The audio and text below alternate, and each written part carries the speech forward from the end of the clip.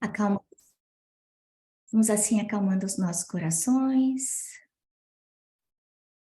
sentindo a presença do nosso anjo da guarda aqui conosco.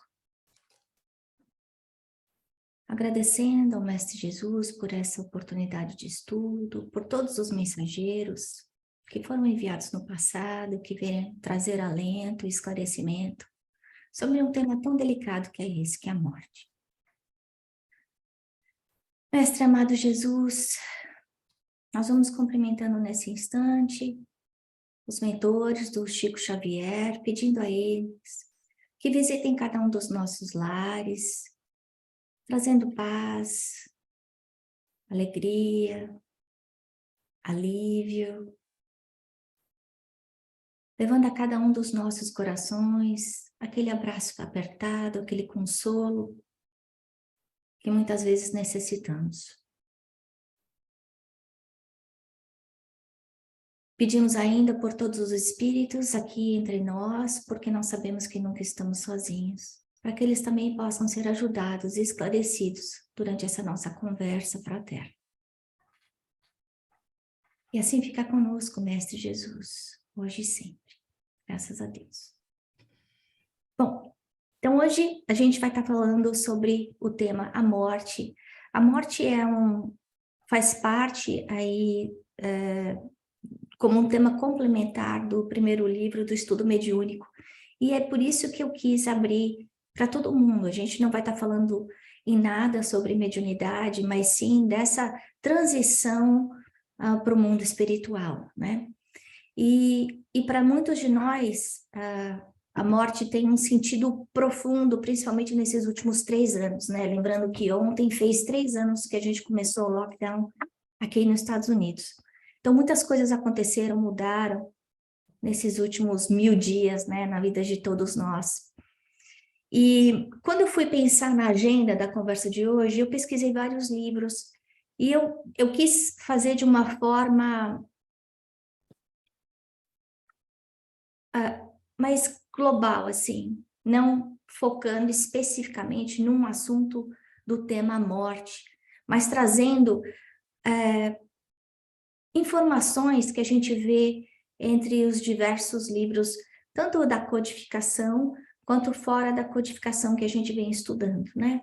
Então, a agenda está longa, e eu peço desculpa se a gente passar alguns minutinhos, a nossa palestra deve ser de 1 hora, mas talvez eu exploda um pouquinho. Eu vou começar com uma história para vocês, chamada As Quatro Esposas, depois a gente vai falar um pouco sobre as nossas rotinas e prioridades, depois a grande fatalidade, a importância do nosso preparo para a morte, que eu sei que para muitos de nós é um assunto que a gente tenta fugir em vez de encarar, a casa mental, que é profundamente estudada nos livros de André Luiz, depois o que se passa no momento da morte, e até eu sugeri para os alunos no mediúnico lerem o livro Voltei, porque ele fala muito dessa transição, exatamente o passo a passo do que sentiu, né, o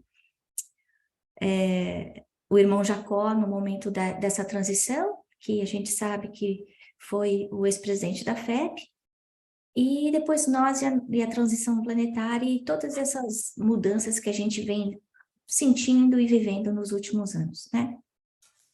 Bom, a história das 4 esposas é muito interessante, porque conta, a gente não sabe aí quem é o autor dessa historinha, mas um homem tinha 4 esposas, e a que ele mais amava era a 4ª. Essa daí ele adorava e dava presentes e comprava joias e deixava essa esposa sempre linda, cuidada, mandava elas, sabe, fazer ginástica, ir no cabeleireiro, enfim, ela era cuidada como um troféuzinho o tempo inteiro. E ele tomava a maior atenção e gastos e expêndio de tempo. A 3ª esposa, ele também se preocupava muito. Talvez nem tanto quanto a 4ª. Mas ele gostava de mostrar essa 3ª esposa. Ele desfilava com ela o tempo inteiro e gostava de sentir que as pessoas olhavam para ela e pensavam, uau, eu gostaria de ter uma esposa desse jeito também. E procurava sempre fazer com que ela parecesse até muito mais do que ela era. Enfim, ele gostava muito de fazer dela também um tipo de um troféu da vida dele. A terceira esposa, interessante, essa esposa ele não mostrava muito para as pessoas, mas no momento da dor, no momento que ele estava em crise de consciência, indeciso, com problemas sérios, era para essa segunda esposa a quem ele ia atrás. E essa esposa normalmente recebia ele de braços abertos, conversava, dava conselhos, ele confiava de verdade nessa esposa. Mas era muito cauteloso em relação ao quanto ele expunha essa esposa. E finalmente tinha a primeira esposa, que ele não ligava. Parecia até que ele fugia do quanto que possível essa primeira esposa, apesar dessa esposa procurá-lo diversas vezes em diferentes instantes da vida dele, ele evitava ao máximo, fingia que não via, que não escutava, enfim, não queria saber mesmo, maltratava. Então, na vista das pessoas, a quarta e a terceira esposa realmente eram as prediletas dele. E o que aconteceu foi que esse homem adoeceu. Ele adoeceu e foi buscar alento nas quatro esposas. Chegou na quarta esposa e falou, então, eu vou morrer. E eu preciso que você vá comigo, que você fique comigo, que você retribua tudo aquilo que eu te dei. E ela falou assim, não posso.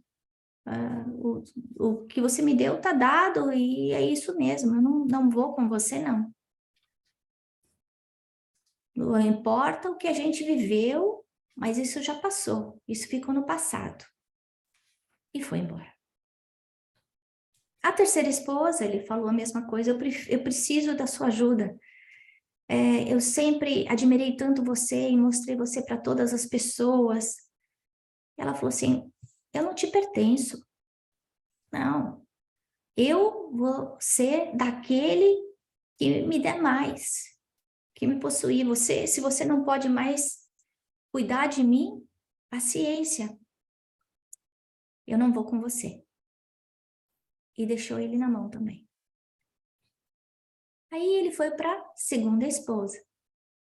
Na segunda esposa, nossa, ele chorava. Essa esposa chorou muito. Chorou e abraçou e beijou e ficou pensando, poxa, mas por que será que você tem que partir? Mas eu não quero que você parta.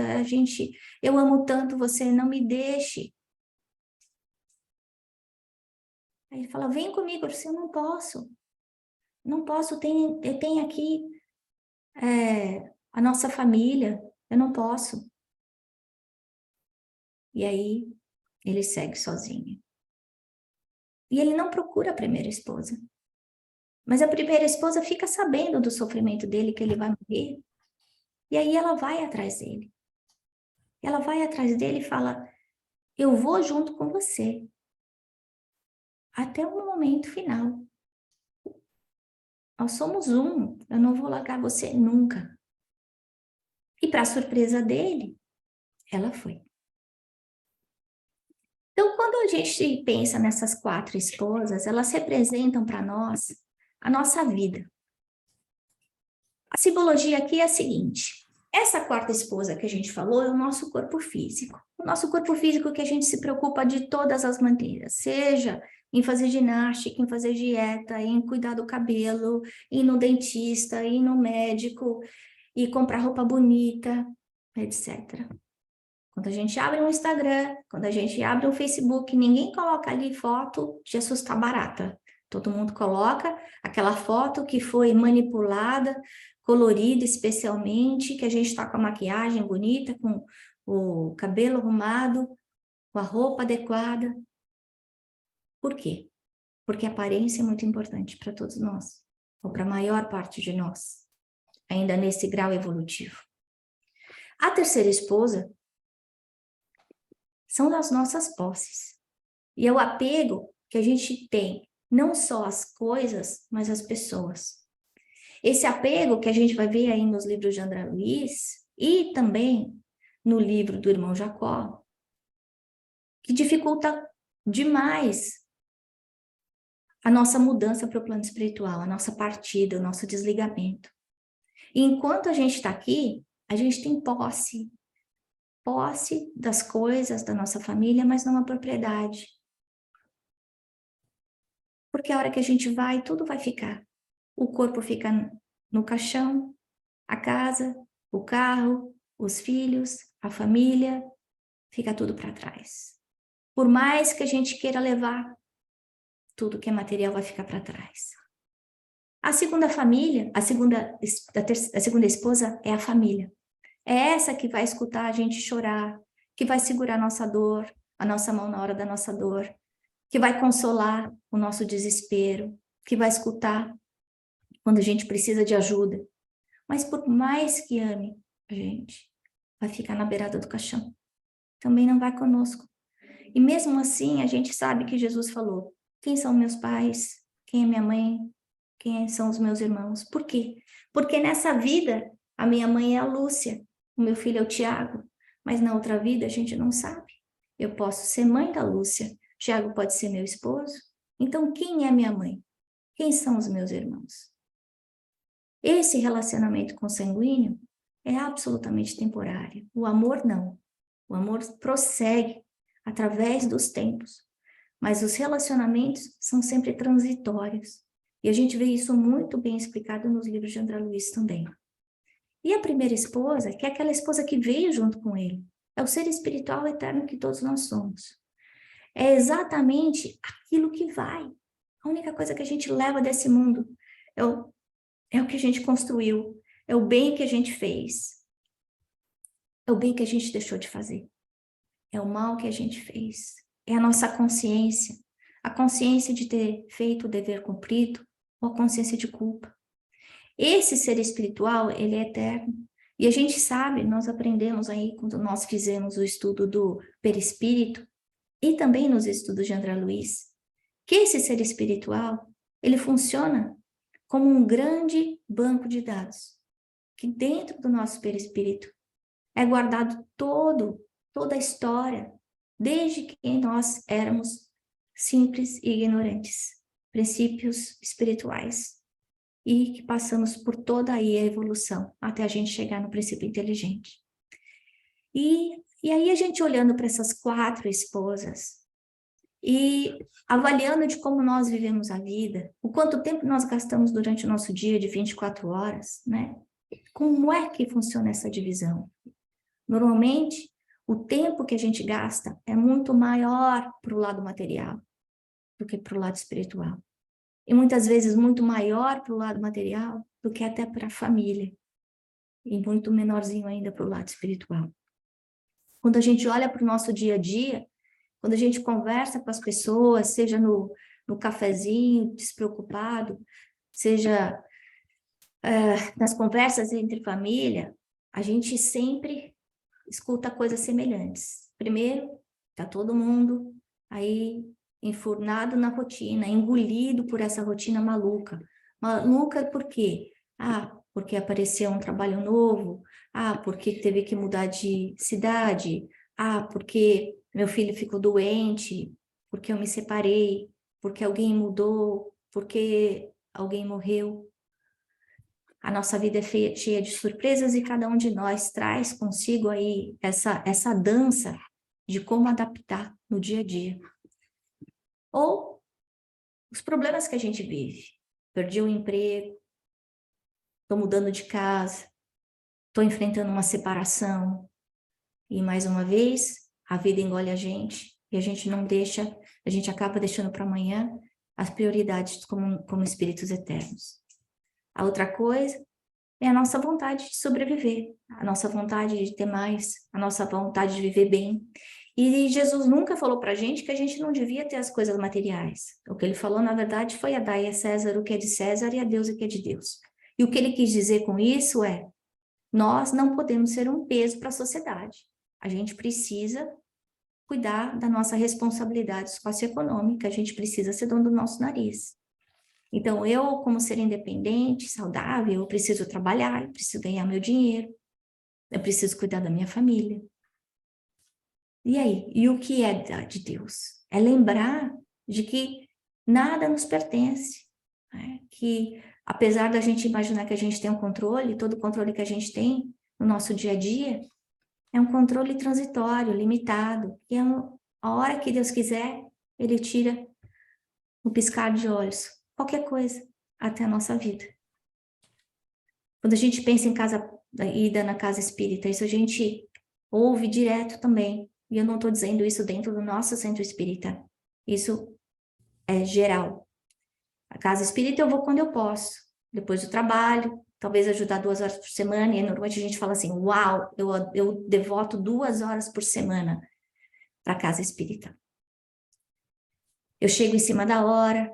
Quem já não fez isso? Para poder pular todo o evangelho ou furar a fila do passe para ir mais rápido, para poder chegar antes em casa ou mais rápido de volta para o trabalho, né? A gente procura encontrar alguns shortcuts para a gente ir lá, toma o passe e sai correndo, né? Não tem um momento de conversar com ninguém, eu não tenho um momento de estar presente, se esquecendo que esse encontro com o plano espiritual, o cuidado conosco, não acontece só em 5 minutos, né? E aí é que a gente depois vai falar um pouquinho dessa casa mental. Porque muitas vezes a gente pode estar indo, participando, mas se a mente não está presente, se eu estou aqui fisicamente, mas a minha cabeça está preocupada com o que aconteceu, ou do que vai acontecer, ou com outros assuntos, é como se eu tivesse um guarda-chuva em cima da minha cabeça, evitando que todas as bênçãos caíssem sobre mim. Ou eu uso o passe que nem ticket, né? Eu não tô bem, tô triste, tô com problema, vou lá e tomo passe. E a gente conhece muita gente que é passe, né? Que passa a vida inteira, 10 anos tomando passe. Eu lembro quando eu estava na federação, tinha uma moça que durante o tempo inteiro que eu fiz os cursos na federação, ela tomava passe, sempre. E eu trabalhava lá num dos passes e eu via sempre ela, sempre indo tomar passe. E uma vez eu conversei com ela, uma moça tadinha, muito desequilibrada, e ela falando, esse passe não resolve, porque eu já venho aqui há X anos, 6 anos que eu tomo passe toda semana e eu continuo sentindo a mesma coisa. É verdade. Porque o passe não vai fazer milagre. Porque a mudança vem de dentro para fora e não de fora para dentro. E muitos de nós acabam esquecendo isso e coloca a quarta esposa como mais importante, a terceira esposa como mais importante, se esquecendo que o ser espiritual, nós, é isso que tem que vibrar numa sintonia diferente, né? Ou tem uma outra coisa, eu estou passando por um momento difícil da minha vida. Quem é que já não passou por isso? E aí eu ligo para todo mundo pedindo prece. Ligo para a mãe, para a avó, para a tia, para a irmã, para o amigo, para o centro, para todos os centros. Faço uma corrente danada de prece. Mas eu não consigo fazer meu evangelho no lar. Eu não consigo achar tempo para fazer uma prece antes de dormir. Eu não consigo achar tempo para conversar com meu anjo da guarda. Eu não consigo achar tempo para ajudar uma pessoa que necessita mais do que eu. Eu não consigo sair do buraco negro do meu egoísmo, achando que eu sou o centro do universo.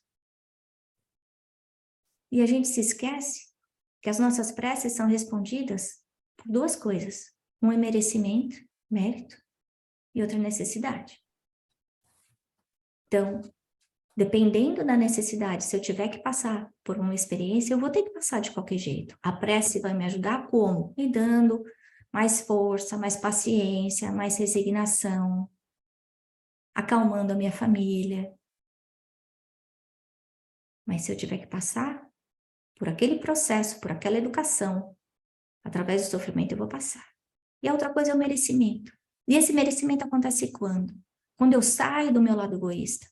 Quando eu encontro o tempo que eu não tenho para fazer para o outro aquilo que eu gostaria que fizessem por mim. Muitas vezes a gente se esquece disso. A gente vive dentro do nosso cadinho, do nosso cubinho, mergulhados na nossa vontade, nos nossos desejos, nas nossas prioridades e fica eu. E esquece que isso faz com que a nossa responsabilidade aumente. Porque quanto mais foi dado, mais será pedido. E existe uma grande fatalidade. E qual é essa grande fatalidade? Que todo mundo vai morrer. Que tudo que é orgânico morre. Coisas mais simples, né? O meu filho afogou a suculenta dele ontem. A coitada morreu em um dia. Desde a plantinha. Quando a gente pensa nesse respeito à vida, essa oportunidade, a gente não tem que pensar só na responsabilidade humana, né? A gente tem que pensar na vida orgânica em geral. Que tudo que é orgânico morre. Que tudo que é material perece. E, no entanto, a gente passa aqui por esse véu de esquecimento aqui durante esses 20, 30, 50, 80, 90, 95, 105 anos de vida aqui na Terra. E a gente só foca no lado material, é no ter, no lugar do ser. No livro Depois da Morte, na contracapa, eu achei muito interessante porque Leon Denis fala que todos aqueles que você ama vão morrer. O que me diz que eu também vou morrer. Por isso eu preciso me preparar. E ainda, acho que ontem, eu estava conversando com uma pessoa que estava me falando exatamente o contrário. Que a mãe o tempo inteiro fica falando para ela, minha filha precisa rezar, precisa cuidar da vida espiritual dos seus filhos. E ela pensa, não, eu não quero ficar pensando em morte. Mas, na verdade, enquanto a gente está vivo, a gente tem que aprender a morrer. E a gente aprende a morrer enquanto a gente está aqui. Dependendo das escolhas que a gente faz, dos pensamentos que a gente tem, dos atos que a gente faz todos os dias, das nossas escolhas, né? Eu lembro que no ano 2000 teve aquela história que o mundo ia acabar, a Terra tem aí seus 5 bilhões de anos e se acredita que vai viver aí mais, a nossa Terra querida vai ter mais quase 2 bilhões de anos pela frente, vai acabar. Ainda tem muito chão pela frente, tem muita encarnação nossa aqui. Mas esse planeta Terra também vai perecer. Quando a gente pensa no nosso corpo humano, tem 30 trilhões de células, sem contar as bactérias. E a gente sabe que mesmo essas células, elas morrem a cada 3 meses. Então, a cada 9 meses, a gente tem um corpo novo. Porque todas as células se renovaram. O nosso corpo também se renova a todo instante. E eu acho que é importante a gente enxergar essas lições da natureza, porque Deus ensina para a gente por todos os modos. É só a gente prestar atenção, né? Uma coisa simples da gente prestar atenção aí são as 4 estações. A hora da primavera, em que as flores estão brotando, que está tudo nascendo, que tem sol. O verão, que é aquele momento mais árido, mais seco, mais intenso. O outono, em que as coisas caem, perdem, a gente tem a impressão que tudo está morrendo. Durante o inverno, que é quase sinônimo de morte, quando a gente olha as árvores tudo sequinhas, que a gente tem a impressão que nunca mais vão voltar ao normal. E, no entanto, aí chega de novo a primavera, mostrando que tudo se renova.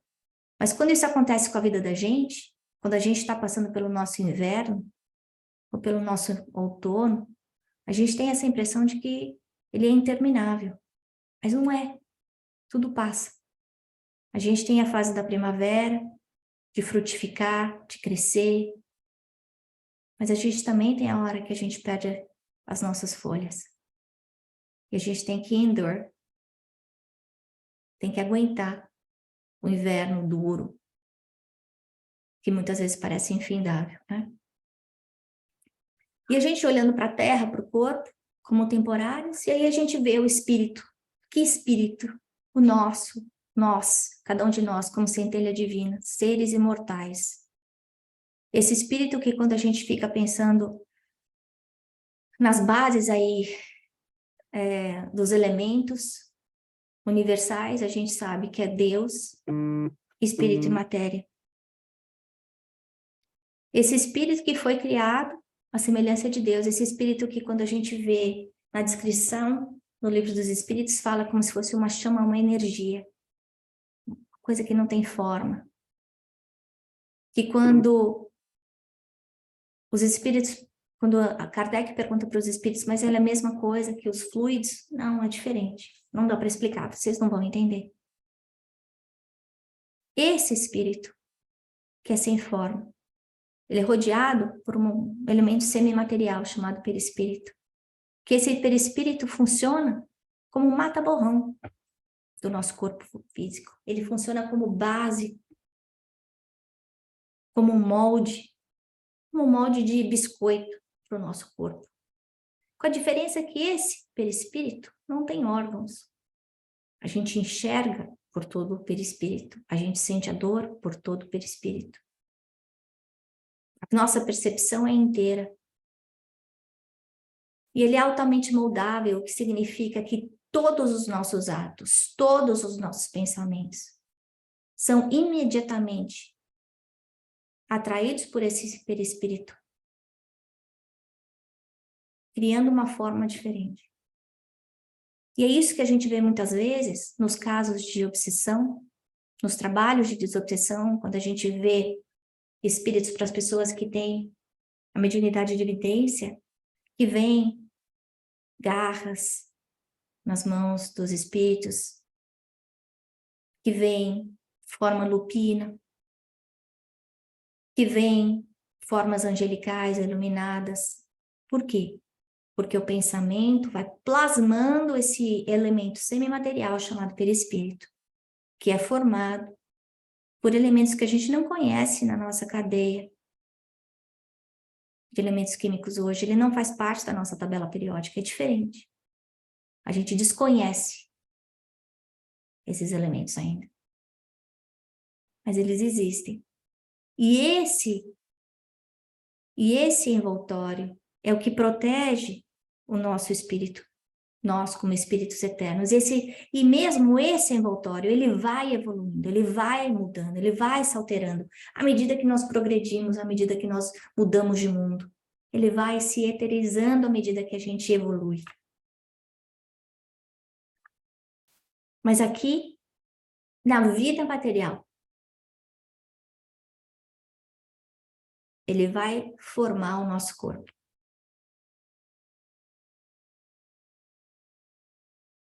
E muitas vezes esse corpo não é exatamente o que a gente gostaria que fosse. Esse corpo pode não trazer todas as habilidades que a gente gostaria que tivesse, mas é aí que a gente lembra que esse corpo é exatamente o retrato das nossas escolhas do passado.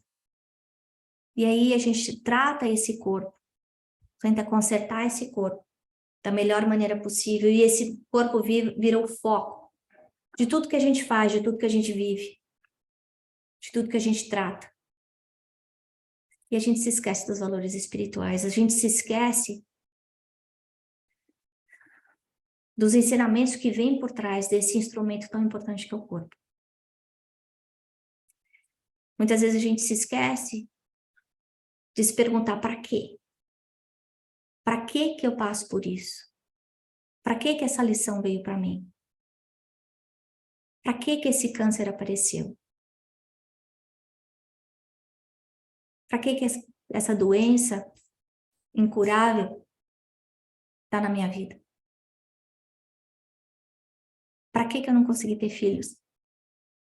Qual era a lição que precisava ser aprendida? E é daí que vem o despertamento consciencial. Que no Evangelho segundo o Espiritismo a gente vê chamado como bem sofrer e o mal sofrer, né?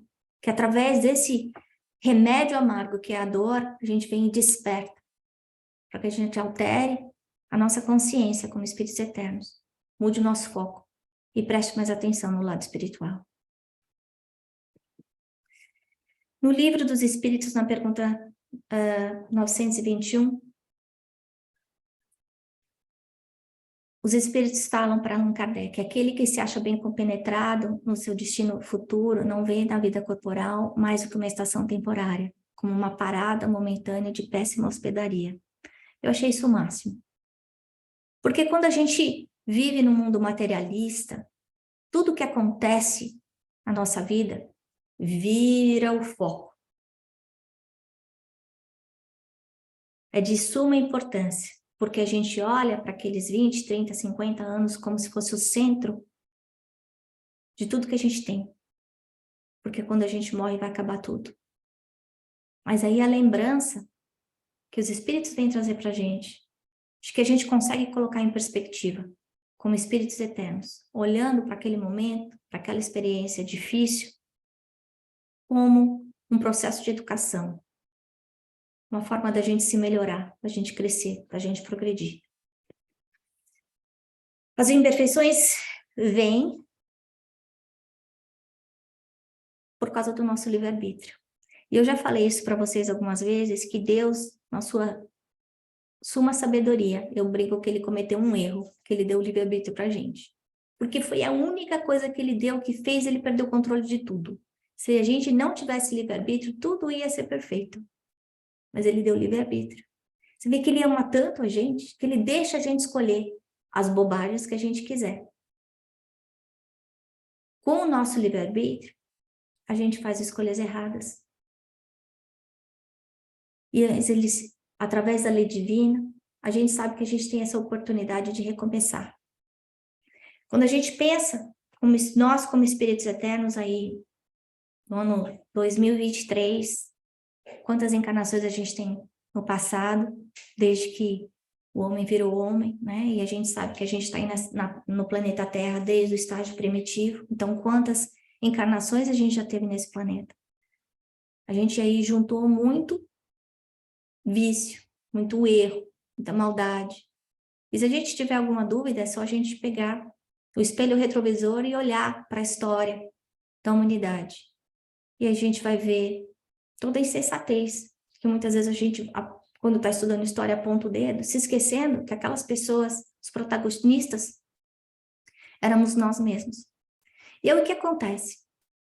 Durante todo esse tempo, a gente acabou guardando no nosso perispírito um monte de vício, um monte de instinto. E esse perispírito vai reproduzir no nosso corpo o quê? Deficiências que vão trazer algum tipo de sofrimento. Agora, durante a encarnação, e muita gente pergunta, mas por que eu preciso encarnar? Porque durante a encarnação, é aqui que a gente passa por esse carvão que vai filtrar, que vai ajudar a gente a se ajustar com a nossa responsabilidade. Então, não é Deus julgando, não é Deus punindo, e sim nós sendo responsáveis pelas escolhas que a gente fez no passado.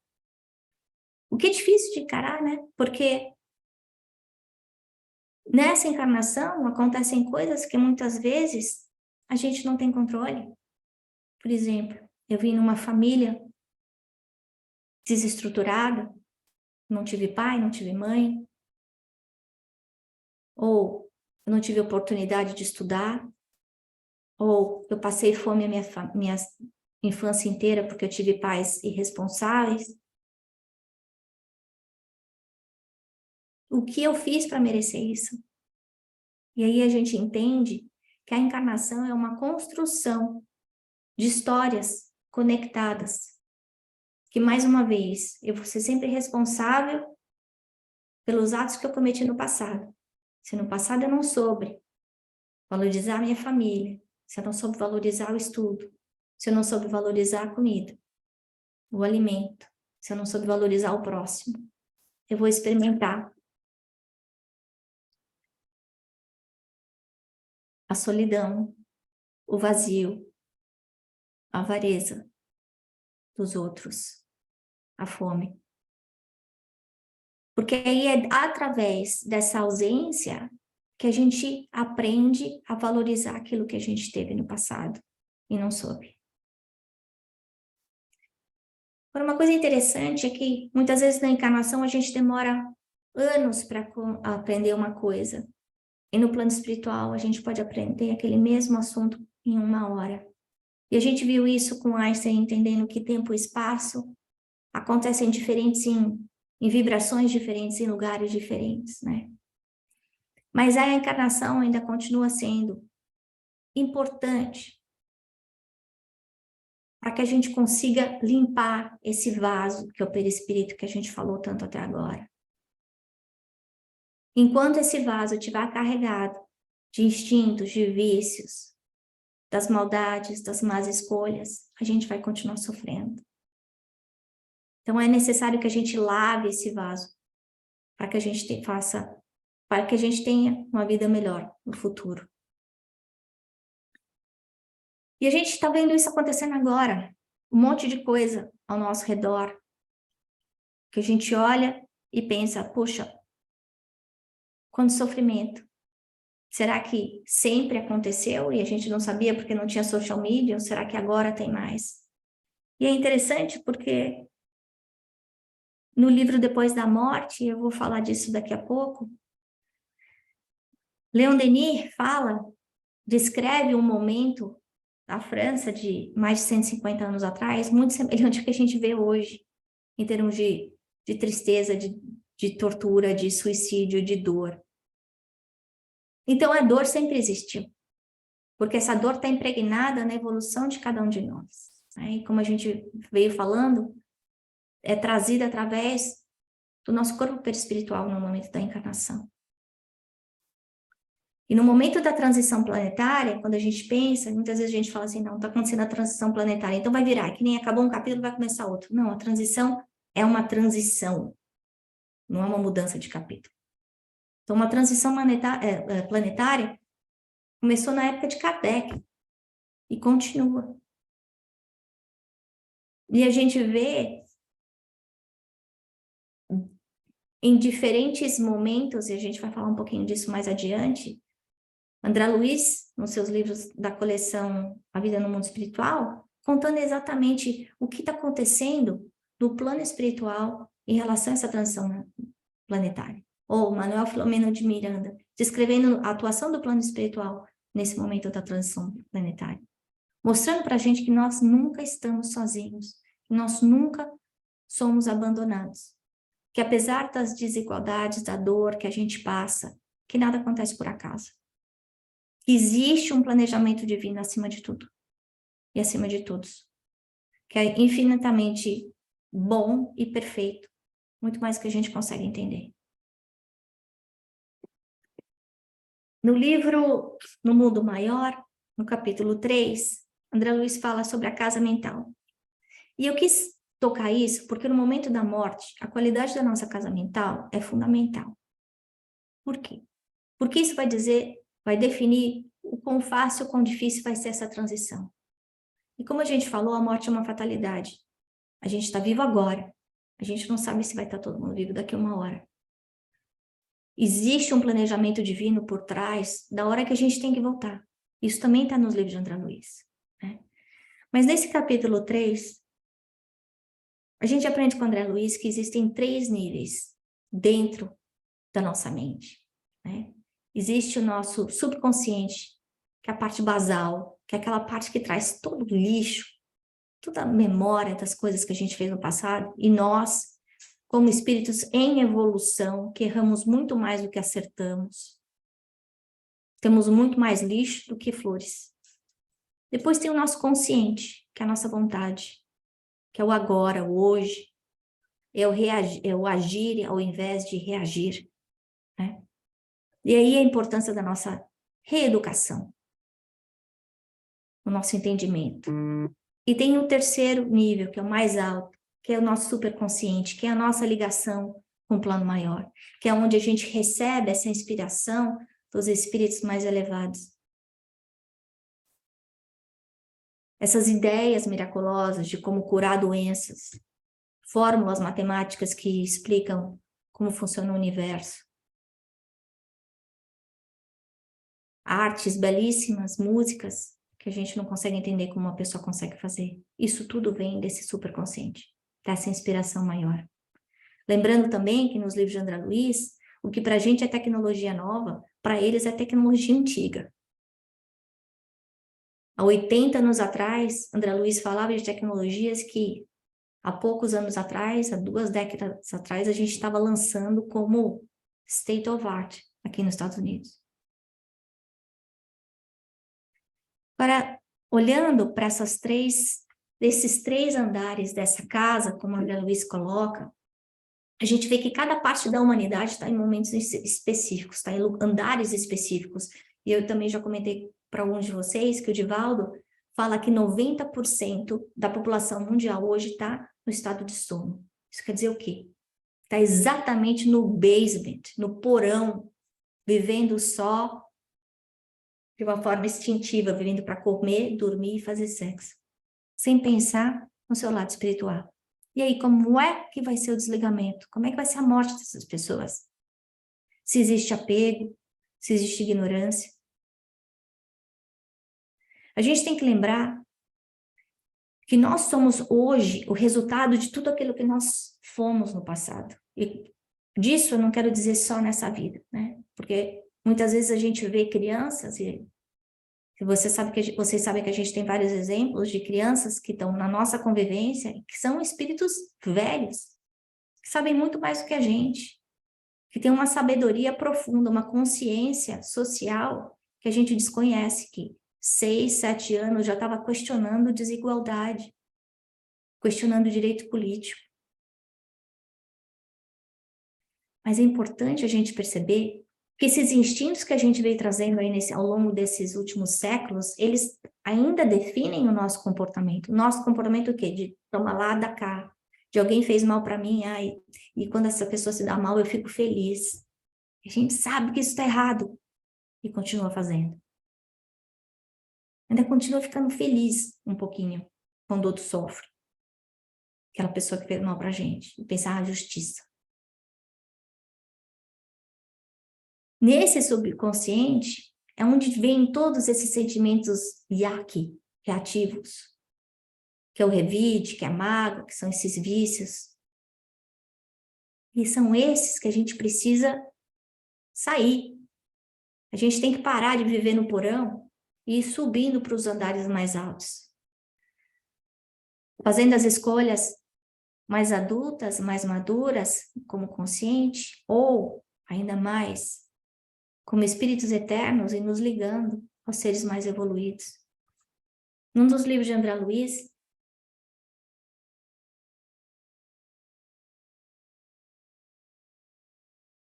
não lembro mais qual, fugiu agora. Ele vai assistir uma palestra e aí vem um espírito falar para eles.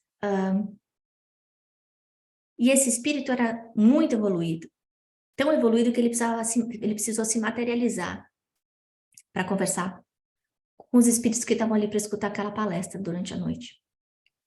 E André Luiz, nossa, mas esse espírito deve ser super evoluído, né? Deve ser assim, tipo, que nem Jesus, assim. Aí o mentor dele fala assim, não, André, não é não, ele ainda é espírito da Terra. Ele já melhorou bastante, mas ele ainda é espírito da Terra aqui. Mas ele estava ainda tão eterizado, apesar de ainda estar ligado à esfera terrestre, que ele não conseguia, o perispírito dele não conseguia entrar nas faixas de André Luiz. Ele precisava se materializar, de tão sutilizado que estava. Então, isso é possível. Esse espírito reencarnava a cada 700 anos. E, ao mesmo tempo, a gente convive com primatas indígenas super atrasados. Então, a gente vê essa mescla acontecendo no dia a dia da gente. Mas a hora que a gente tem a doutrina espírita na nossa frente, a doutrina espírita para contar a história, essas verdades que a gente precisa saber sobre a vida maior, a gente não pode mais fugir. Nos livros de André Luiz, ele deixa claro, ele repete o mesmo tema. Tem muita gente que olha para os livros de André Luiz simplesmente como uma história, uma novelinha, e não é. Os livros da coleção no mundo espiritual de André Luiz é altamente profunda, é para ser estudada, analisada. E é aquele tipo de livro que, à medida que o leitor amadurece, ele consegue ver mais atrás da letra. Então, a gente lê e depois de 5 anos a gente relê e a gente aprende mais, e depois de 5 anos a gente relê e fica pensando, Jesus, eu não vi isso. Por quê? Porque a gente se modificou. Mas outra coisa interessante, voltando nesse espírito que eu estava falando, que foi dar a palestra, quando cada pessoa fazia uma pergunta para ele, ele abria o Novo Testamento e falava uma passagem de Jesus, ou uma passagem que tinha sido descrita pelos apóstolos. Então a gente vê que a mensagem está aí para nós há 2000 anos. É a gente que não está querendo ler, ou que não está pronto para ouvir, né? Para entender qual é a mensagem. Mas ele deixa claro, André Luiz deixa claro, que a malinha que a gente vai levar é a malinha daquilo que a gente é, daquilo que a gente aprendeu, daquilo que a gente cresceu. Ele fala claramente da dor que ele sente em relação ao apego. Apego à família, apego ao poder, apego ao título, apego ao passado. Então, as escolhas que a gente está fazendo hoje, elas vão refletir a nossa felicidade no amanhã. Porque essa transição para a morte não é só o momento da morte em si, mas a gente aprende nos livros também de André Luiz e do irmão Jacó, no Voltei, que ela se perdura. Para algumas pessoas, essa transição da morte acontece rapidamente, instante, um Chico Xavier, pumba, se ligou na hora. Não tem apego, não tem nada ruim segurando ele no chakra, no centro de força solar, nem no cardíaco. Foi embora, rapidinho. Mas para aquelas pessoas que estão ainda guardando mágoa, dor, raiva, vai ser mais difícil, vai ser mais complicado. No livro Obras Póstumas, os espíritos explicam para Kardec como é que funciona um pouco esse processo da morte. Está no capítulo 16 da primeira parte. Por ocasião da morte corpórea, o espírito entra numa perturbação e perde consciência de si mesmo, de sorte que jamais testemunha o último suspiro do seu corpo. Nenhuma modificação sensível passou no lado moral. Suas faculdades, suas ideias, seus gostos, seus pendores, seu caráter são os mesmos. Essa perturbação vai ser mais longa ou mais curta, dependendo da evolução espiritual daquele ser, da evolução espiritual de cada um. Essa é a malinha que a gente vai levar. E essa perturbação pode ser dolorosa? Pode. Essa perturbação pode ser indolor? Pode.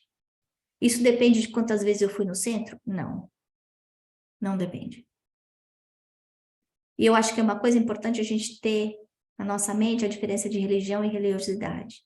A religião é como se a gente estivesse carregando aí um crachá. E tem muita gente que carrega o crachá com muita prepotência. E se esquece de viver aquilo que está aprendendo. E a religiosidade é aquilo que a gente vê, é o sentimento. É o que as pessoas fazem quando ninguém está olhando. É a caridade, é a paciência, é o carinho, é o respeito ao próximo, né? E aí os espíritos continuam. Em resumo, unicamente para o corpo houve a morte, para o espírito apenas o sono. E a gente lembra também que no livro dos espíritos ele fala muitas vezes do sono como um estado de semi-morte. É o aprendizado para a morte. Daí a importância da gente lembrar de rezar antes de dormir. Porque no momento do sono, o nosso espírito se desprende do nosso corpo. Fica aí preso por aquele fio prateadinho, né? Que a gente brinca que parece como se a gente fosse um balãozinho. E nós vamos aonde os nossos valores estão. Aonde o nosso pensamento central está. Dependendo das escolhas que a gente fez o dia, das nossas preocupações, da forma que a gente está. Por isso que muitas vezes a gente acorda agitado, quando a gente pensa que teve pesadelo, não fui para um lugar bom. Quando a gente acorda com mau humor, não fui para um lugar bom. Quando a gente toma susto, não fui para um lugar bom. Então, o que a gente tem que fazer? Orar? repensar qual é o comportamento que eu estou tendo, quais as escolhas que eu estou fazendo durante o meu dia, porque o meu sono vai ser reflexo das minhas escolhas do meu dia. É um acumulado daquilo que eu estou trazendo dentro de mim. No livro Voltei, o espírito do irmão Jacó, nos primeiros 4, 5 capítulos, fala bastante dessa transição. E eu recomecei a ler o livro, como preparo para essa palestra, e eu coloquei algumas coisas aqui que eu sublinhei, que eu quero dividir com vocês. Na introdução, ele fala assim: enquanto no corpo, não formulamos a ideia exata do que seja a realidade além da morte. Ainda mesmo quando o espírito nos ajuda a pensar seriamente no assunto, debalde tentaremos calcular relativamente ao futuro depois do seu pouco. Ups, Cooper, isso aqui. O meu cachorro deve estar vendo espírito também. Os fenômenos morais dentro de nós são sempre fortes e inesperados. Acreditei que o fim das limitações corporais trouxesse inalterável paz ao coração, mas não é bem assim. Lembrando que essa pessoa foi um ex-presidente da FEB, né? Somos então filhos da turba distraída, companheiros de 1000 companheiros, cooperadores de 1000 cooperadores. Chega, no entanto, o momento em que a morte nos reconduz à intimidade do lar interior. E se não houve de nossa parte a preocupação de construir, aí dentro, um santuário para as determinações divinas, quantos dias gastamos na limpeza, no reajustamento e na iluminação? Não se acreditem quitados com a lei. No, I cannot turn off yet, okay? Não se acreditem quitados com a lei por haverem atendido a pequeninos deveres de solidariedade humana. Nem se suponham habilitados ao paraíso por receberem a manifesta proteção de um amigo espiritual. O espiritismo é somente a graça recebida, não é somente a graça recebida. É também a necessidade de nos espiritualizarmos para as esferas superiores. É o código da sabedoria celestial. Isso ele escreveu em 1948, isso está na introdução. Depois ele fala bastante da dificuldade dele no seu desprendimento do corpo. Desde o momento das últimas horas, da dificuldade do desprendimento do corpo, porque ele estava em casa, então ele fala, inclusive, do apego às coisas, do quarto, da casa, como tudo isso complica na hora do desprendimento. Ele conta para a gente de todo o trabalho dos amigos espirituais que estavam retirando energias para conseguir fazer esse desligamento, retirando energias fluídicas para a transição dele, né? Ele fala assim no capítulo 2, como se opera a desencarnação? Que forças atuam no grande momento? De vez em quando, abordamos a experiência de pessoas respeitáveis e concluímos pela expectativa indagadora. Ele, antes de morrer, ele não conseguia mais falar. Ele estava muito cansado, o corpo já estava muito abatido. E aí, ele se mergulhava ainda mais na sua autorreflexão e ele pensava assim: você agora deixará as ilusões da carne, viajará de regresso à realidade. Prepare-se. Que possui na sua bagagem? Não se esqueça de que a justiça tudo vê, tudo ouve, tudo sabe. Não chegava a penetrar a região dos sonhos. Novamente no corpo exausto, sentia extremas dificuldades para reter as imagens e descrevê-las. E ele fala que no momento da desencarnação, apesar dele não ter mais controle do corpo, que a vida inteira dele passa como um filme. E aí, as coisas que ele não queria ver continuavam ali. Ele conseguia sair do corpo, Ele sentia muitas vezes os 2 corações batendo. Ele sentia muita solidão. Justamente porque esse é o momento do reencontro consigo mesmo.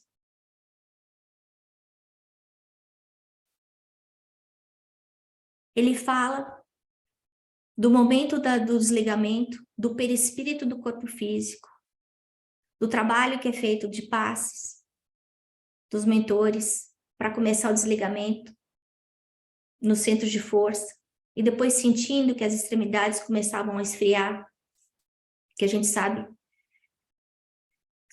André Luiz explica nos livros dele, esse desligamento começando no chakra solar, coronário, depois aqui, no cardíaco e no coronário, e aí o espírito se desligando através das extremidades. Ele tentava mexer mais o corpo físico e não conseguia mexer. Até então, ele não conseguia ver os espíritos. Ele estava se sentindo completamente sozinho. E a gente pensa que essa é uma pessoa espiritualizada, uma pessoa que participou de mesas mediúnicas, de estudos mediúnicos, de desobsessões, que estudou Kardec. Passou por muita dor. E aí ele fala que só no momento que ele consegue rezar de verdade é que a dor passa. Porque até então, ele estava tão atordoado com tudo que estava acontecendo, com o corpo dele, tentando prestar atenção em tudo que estava acontecendo, no desligamento, que ele não estava conseguindo pedir ajuda de verdade. E aí ele vê a filha, e ele faz um comentário muito interessante. Quando ele vê a filha, ele fala, essa é minha filha, mas será que ela está aqui como mãe ou como filha? E aí, mais uma vez, a gente vê esse parentesco corporal, sanguíneo, ou o parentesco real, né? E ele estava tão fraco nesse momento do desligamento, ele consegue finalmente enxergar o Dr. Bezerra e o irmão Andrade, que era um mentor que trabalhava com ele na FEB, que eles resolvem levá-lo até uma praia, para que ele conseguisse recompensar, refazer as suas forças. Ele não tinha morrido ainda. O desligamento não estava completo, mas ele estava dando tanto trabalho que eles precisavam de uma ajudinha. Então, é importante a gente perceber que mesmo alguém que tem o conhecimento teórico tem dificuldade de colocar nele uma parte prática. Ele se preocupando com a família, se preocupando quem é que vai cuidar do centro, quem é que vai fazer as coisas, quem é que vai cuidar da casa, quem é que vai cuidar das coisas do trabalho. Ele estava pegado a todo o mundo material. E isso estava atrapalhando. E isso estava causando dor, sofrimento para ele.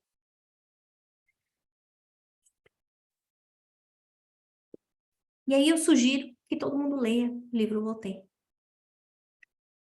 No livro, depois da morte de Leon Denis, na 4ª parte, ele fala o seguinte: dolorosa, cheia de angústias para um, a morte não é para outro, senão um sono agradável seguido de um despertar silencioso. O desprendimento é fácil para aquele que previamente se desligou das coisas desse mundo, para aquele que aspira aos bens materiais e que cumpriu seus deveres. Diferente do que aconteceu com o irmão Jacó. E o do irmão Jacó, com certeza, não é o pior, porque quanto mais apego, quanto mais ignorância das leis espirituais, mais difícil será o despertamento consciencial no momento da transição. Muitas vezes, os espíritos são como que anestesiados e levados a hospitais imediatamente. Muitas vezes eles têm que passar por uma esfera intermediária para se ajustar com as suas culpas, com seus vícios de passado. Esse lugar se chama umbral, que todo mundo conhece muito bem, dos livros de André Luiz. outras pessoas, como Leon Denis, que já aprenderam a lição aqui. Essa transição é simples.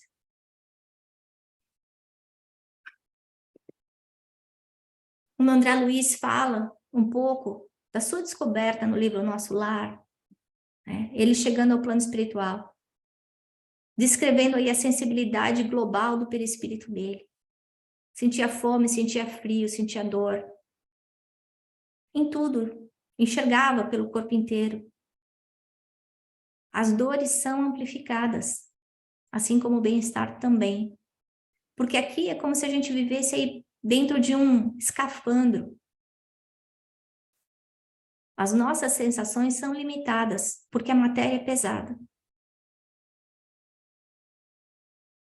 À medida que a gente vai sublimando os nossos sentimentos, sublimando as nossas prioridades, a gente faz com que o desapego seja maior e que a gente consiga fazer esse desligamento de uma forma melhor.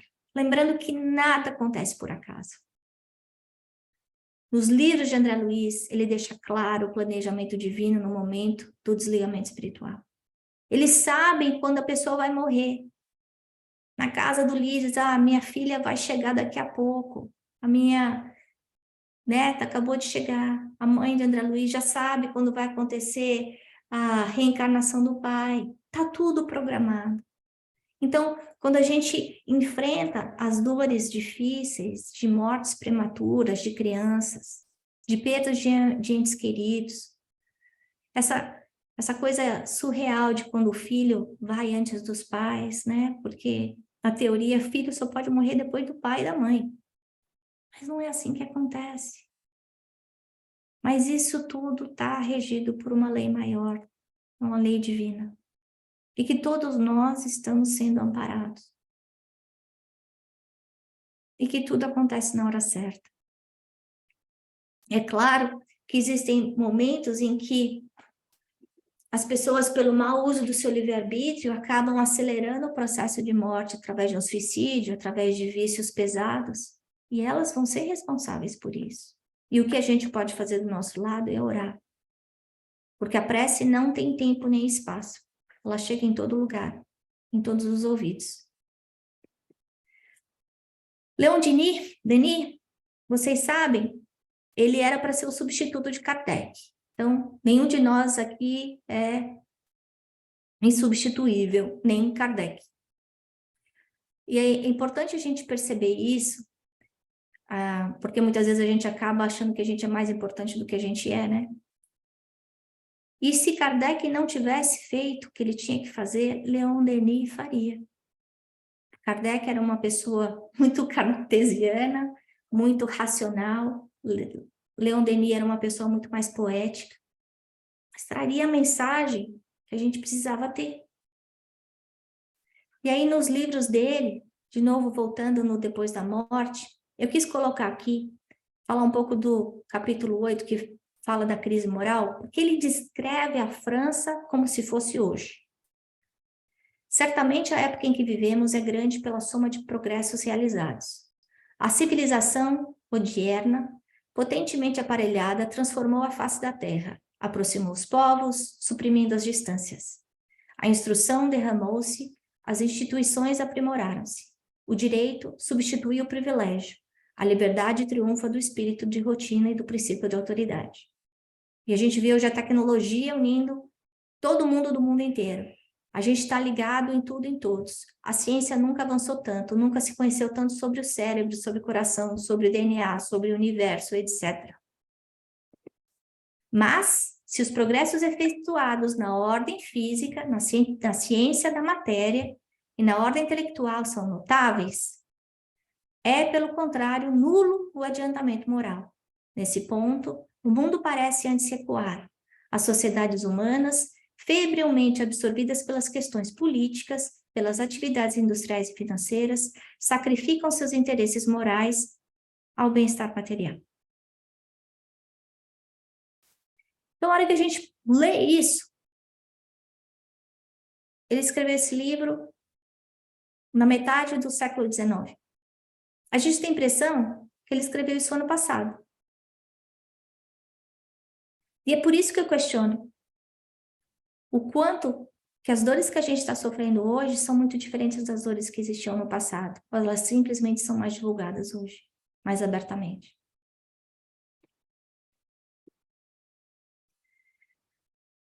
Tanto agora como há 20 séculos, o ente humano ignora o que é, de onde veio, para onde vai. Qual o fim real da sua existência? Nenhum ensino veio dar-lhe a noção exata do seu papel nesse mundo, seus deveres e seu destino. E é isso que a gente está aqui. Essa pergunta é uma pergunta fundamental para todo mundo se fazer. Da onde eu vim? Para onde eu vou? Para que eu estou aqui? E se a gente acha que esconder esse tipo de conhecimento ou falar para os nossos filhos que isso não é importante, está errado. Isso vai deixar os nossos filhos entrarem em depressão, em crises mentais, em pensar em suicídio, em se desesperarem a hora que são largados por um namoradinho, por uma namoradinha, quando tem uma decepção na faculdade, quando não consegue o emprego que quer. A religião, a religiosidade, o senso moral é o que vai trazer esse estofo, essa segurança. A gente está vendo crianças de 12, 13, 14 anos tendo que entrar em antidepressivo hoje. Isso é normal.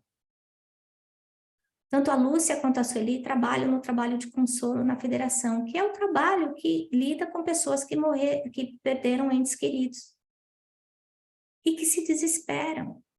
Sofrimento, sofrer porque alguém que a gente ama partiu é normal. Desespero não é.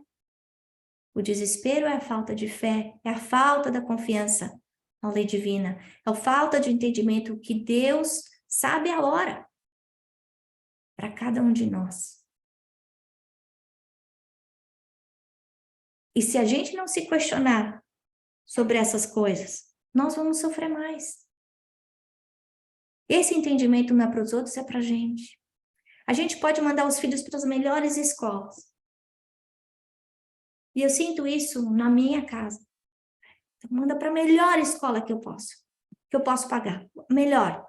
Então, a gente se sacrifica. Durante anos, o meu salário era para pagar escola e toda a ajuda que vinha ao redor de fazer o meu filho ter o melhor que ele podia ter, em termos de escolaridade. Então, todos os cursos, todos os esportes. E aí? Esse estudo acadêmico e intelectual vai livrar ele de uma depressão? Não vai. Mesmo que ele entre em Harvard, não vai. O que é que vai livrar o meu filho de um estado de semi-loucura, de uma esquizofrenia, de uma depressão, de um suicídio? Quando a gente vê que o número de suicídios entre adolescentes, eu dei uma aula sobre isso há 2, 3 semanas atrás, entre 12 e 20 anos, aumentou tremendamente nos últimos 5 anos. Eu não lembro mais os números exatos, mas isso está no CDC. É publicado. Formação intelectual acadêmica não previne doença mental. E é por isso que a gente está falando disso agora. Família, célula da sociedade, precisa se nutrir dos valores espirituais. Manuel Filomeno de Miranda, na sua coleção, que foi psicografada pelo Divaldo, descreve a nossa transição planetária, descreve como, dizendo claramente que abriram-se as portas do umbral, e que agora é a última oportunidade para muitos espíritos, e nós, trabalhadores da última hora, lembrando, trabalhador da última hora, Jesus não está medindo ninguém por quantas horas trabalhou, é que nem medição de performance em mundo corporativo, é por entrega, é qualidade que a gente está olhando aqui. Então, mesmo que eu tenha chegado na última hora, eu vou receber a mesma coisa daquele que veio trabalhando há 2.000 anos atrás, mas eu tenho que fazer direito. Eu tenho que fazer o melhor que eu puder, porque essa é a minha última oportunidade. E para aquele que já estudou doutrina espírita por 1 semana, já tem todo o conhecimento que necessita para modificar a vida inteira. Como Paulo falou, a gente tem que pregar os ensinamentos de Jesus. E quando necessário, usar as palavras. É a vivência desse evangelho, dentro de casa, fora de casa. A gente ser o cartão de visita de Jesus. Santo Agostinho, no Livro dos Espíritos, fala aí do que os grandes filósofos gregos falavam, da importância do conhece-te a ti mesmo. Para quê? Porque se a gente não conhecer as nossas deficiências, a gente não consegue corrigir. Se eu não souber que eu sou arrogante, que eu sou crítico, que eu sou melindroso, que eu sou egoísta, que eu sou prepotente, eu não consigo corrigir. Ao mesmo tempo, eu tenho que saber as minhas qualidades, para que elas frutifiquem mais. Porque vai chegar um momento em que o bem vai ser tão natural para mim que eu vou conseguir fazer o bem sem saber que eu estou fazendo. E quando vier o sofrimento para o meu lado, eu não vou sofrer porque eu já aprendi a lição. Aquilo não me aborrece mais. É que nem quando a gente tem filho pequeno, no começo o filho derrubava a comida no chão, a gente ficava irritado. Depois falou assim, puxa, hoje não derrubou. Que bom, que já sabe o que vai acontecer. Não aborrece mais. A gente não se deixa aborrecer mais. E como é que a gente conquista essas virtudes? Isso está na pergunta 893. Os espíritos falam para a gente que todas as vezes que a gente resiste a uma má tendência, a gente já ganhou uma virtude. Então, eu deixei de falar mal do meu vizinho, deixei de falar mal do meu companheiro do trabalho, deixei de torcer coisa ruim para o menino que foi mal para o meu filho. Consegui uma virtude.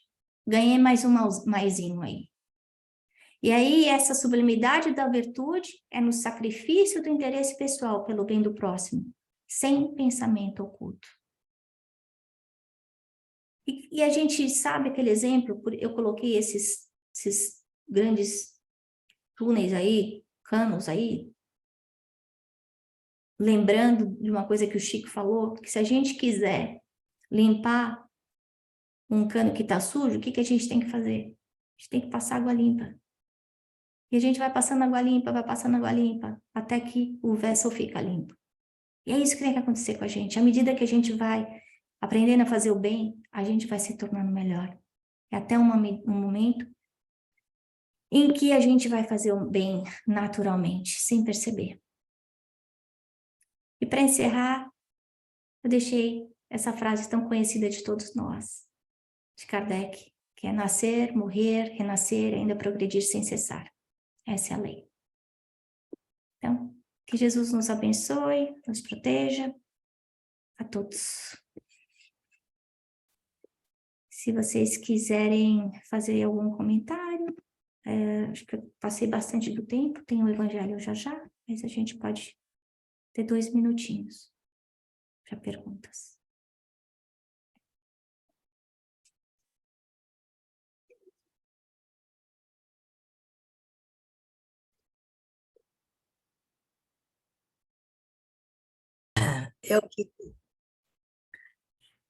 O tempo todo que você trouxe esses conceitos, eu estava assim, ouvindo cada abordagem e pensando como é importante a gente pensar nisso, se preparar, buscar recursos através de estudo e de, enfim, vocês sabem bem como é que a gente busca o conhecimento da verdade, né? Porque, lembrando o que diz Emmanuel, nós somos responsáveis por nós mesmos, nós somos os artífices da nossa felicidade ou infelicidade.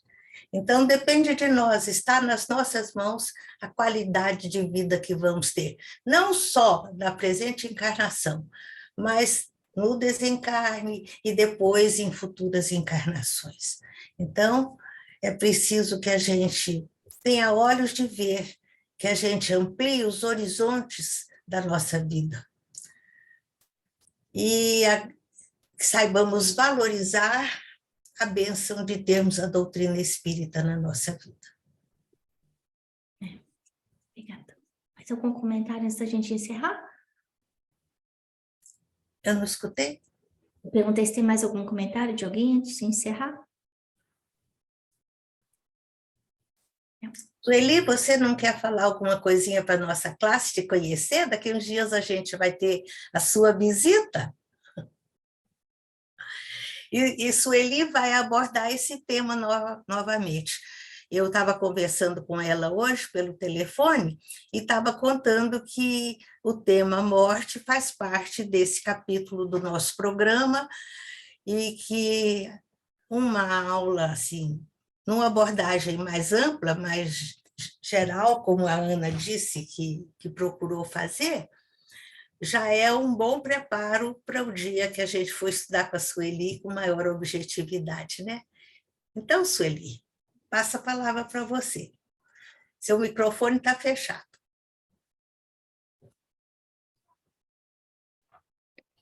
Olá, pessoal. Prazer enorme estar com vocês. Obrigada, Ana. Muito bom. Excelente aula, o seminário, não sei como é que vocês chamam. Eu diria que é uma apresentação, né, Lúcia? Excelente preâmbulo para aquilo que eu gostaria de estar dentro daquilo que eu já vivenciei com a Lúcia, no atendimento do consolo, né? Trazer o pouco que a gente vivenciou e aprendeu. Então, pessoal, vamos lá, aguardando o nosso encontro e falando um pouquinho com Leon Denis. Eu gostei quando a Ana falou assim, e eu gosto muito de Leon Denis, porque ele fala de uma forma muito suave, muito leve, romanceada até, né? Mas não um romance como André Luiz. Ele fala de uma forma muito gostosa, tudo aquilo que Kardec nos trouxe. Então, gente, não criem muita expectativa não, tá? Porque eu brinco com a Lúcia que eu falo assim, gente, eu falo de uma forma muito simples, né? Aqui para nós brasileiros, e a Ana vai entender, e as brasileiras também, eu falo feijão com arroz, tá? Assim, bem simples, mas com muito amor, com muito carinho, para que a gente possa se preparar para quando chegar o nosso momento, para que nós possamos entender quando chegou o momento dos nossos entes queridos. Então, vamos nos preparar, né, Lúcia? Sueli, há décadas vem servido arroz, feijão na federação e num centro. Fala um pouquinho do centro, por favor. Eu vou falar um pouquinho, nosso centro, a casa que eu trabalho, né? Federação a Ana conhece, já deve ter falado bastante para todo mundo. Mas a casa que eu trabalho tem 72 anos, tenho como patrono, como mentor, Humberto de Campos, o nosso querido irmão X, né?